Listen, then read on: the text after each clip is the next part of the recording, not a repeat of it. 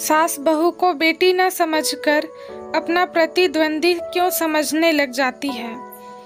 चलिए मैं इस उत्तर की शुरुआत एक उदाहरण से करती हूँ। जब हम संयुक्त परिवार में रहते थे और मैं नौकरी किया करती थी, मेरी सास ने मुझ पर वही नियम लागू किए थे जो उन्होंने मेरी जेठानियों पर किए थे।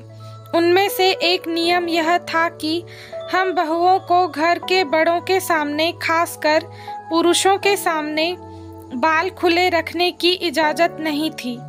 कई बार जब मैं दफ्तर से घर आती थी तो मेरे बाल खुले हुआ करते थे। यह देखकर मेरी सास चिढ़ जाती थी।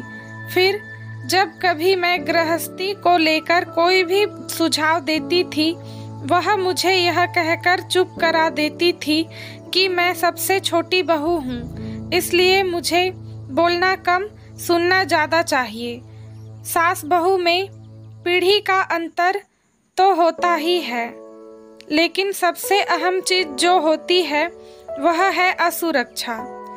क्योंकि ज़्यादातर सास बदलाव से डरती है। उन्हें सालों लग जाते हैं घर में अनुशासन और सबको एक सूत्र में बांध कर रखने के लिए। जब शादी करके लड़की बहू बनकर आती है, वह अपनी छाप छोड़ने का प्रयास करती है। सास इसी बदलाव से डरती है, क्योंकि वह सोचने लगती है कि कहीं उनका महत्व कम न हो जाए।